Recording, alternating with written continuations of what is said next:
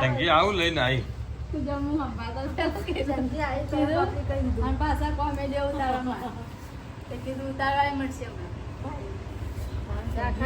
રાખડીઓ સસ્તી કે મૂકી સસ્તી મૂકી ને એવી બની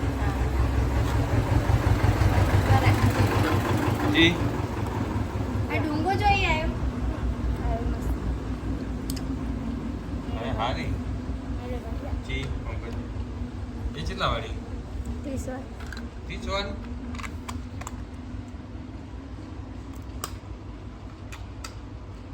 બધી જુદી જુદી ને એનો છોકરો માટે કેવી લાઈટો વાળી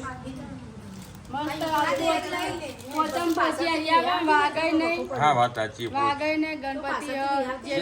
ગણપતિ એવું હા ના ના એક લઈ લ્યો એક ગણપતિ લઈ લ્યો અને આવું હું ભાભી રાખડી કેવી આવું વળી એ ભાભી કોનું બધું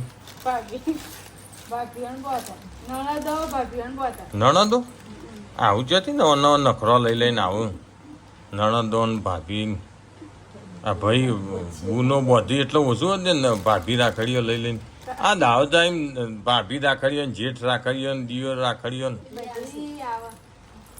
આ નખરો બધો નવો નવો ના શંકી તામ આમ એવું બધું ચો શંકી પણ સાચી હે લેવું જ નહીં છી એ ચીવી હે મેરે ભૈયા એને બચાવીને એને તો મન એવા સંસાર એને તો ખાલી વેચવાનું કોમ વસ્તુ નહીં આવતી એટલે મેરે ભૈયા ના પણ સારી ક્વોલિટી સારી લાવી હો ભાઈ રાખડીઓની હા એ કેટલા રૂપિયા 25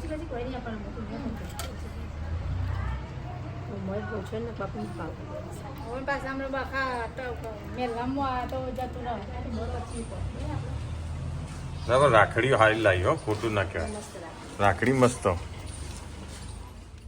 તો આજે થઈ પોચમ તો મારા ગોગા મહારાજના પોચમના તમને દર્શન કરાવું જોઈએ અમારા વાડીએ ગોગા મહારાજનો પોચમનું દર્શન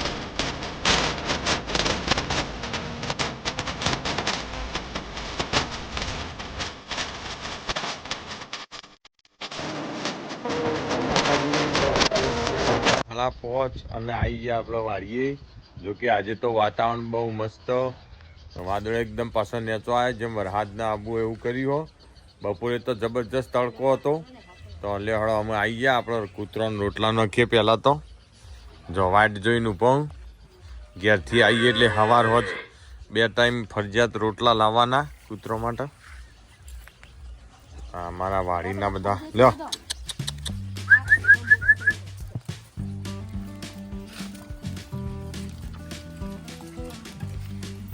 ખુલી લે ફટાફટ પટાવડો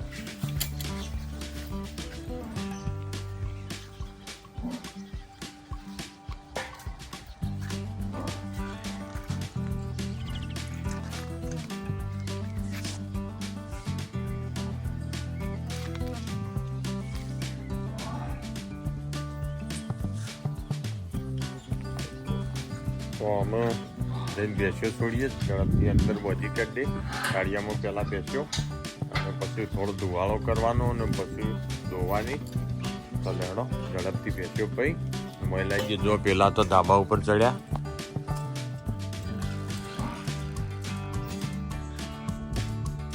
નાખીને ધાબા ઉપર જતું રહેવાનું ગોગા મહારાજની ધજા.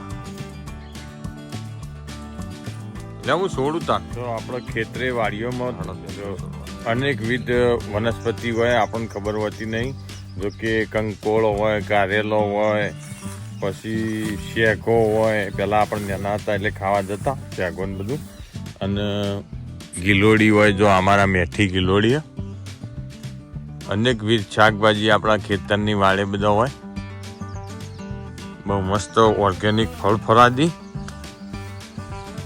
શાકભાજી હોય, ફળ ફળાદી પણ હોય, વાઈ હોય તો હોય. પણ આ મારી ગિલોડી મીઠી ફૂલ આવ્યો જો મસ્ત. હજી ગિલોડી બેઠી નહીં નાખતી.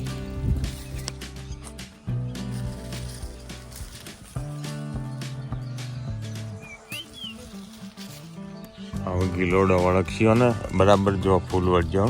નાનો ગિલોડો તો અને હજી 4-5 દિવસ પછી આવીશું જોવા માટે. ત્યાં સુધી બધું તૈયાર થઈ જાય ગિલોડી.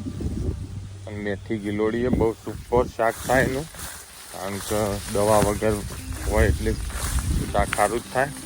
તો આમાં આપણે જે પણ સામે કંકોળીનો વેલો હોય ત્યાં આગળ કંકોળ હોય તો શાક થઈ જાય.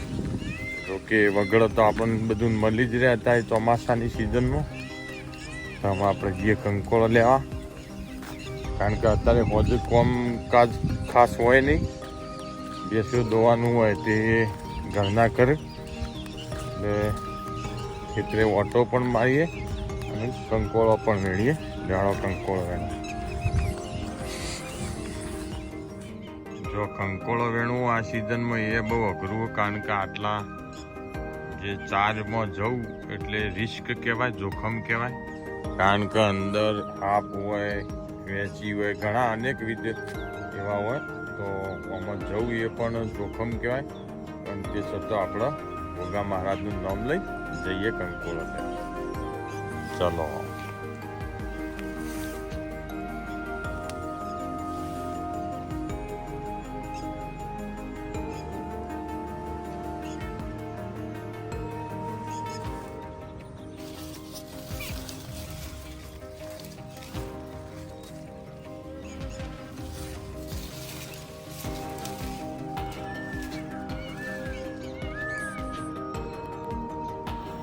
તો હવે 7-8 કંકોળો ચડ્યો એટલે અમે લઈને જઈએ. વળી એટલો બીજો કાલે લાવીશું. કો તો બીજો વેલો ખેંચ દેજો મળત બરાબર.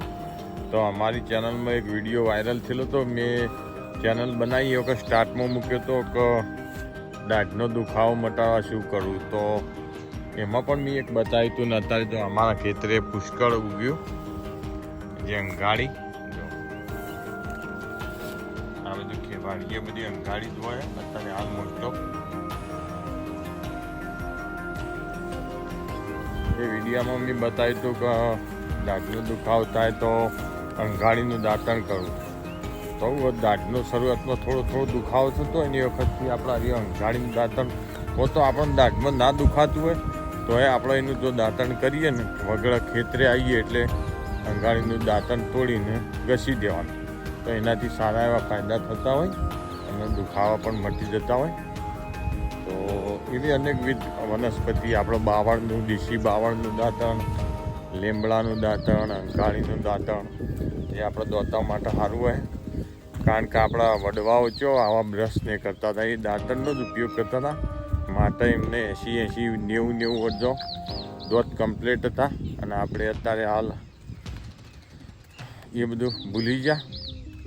બ્રશ તરફ પડ્યા એટલે દોત 15-20 વર્ષે પડવા માંડ્યા. તો લેહડો આવી ગયા આપણે વાળીએ પાછા.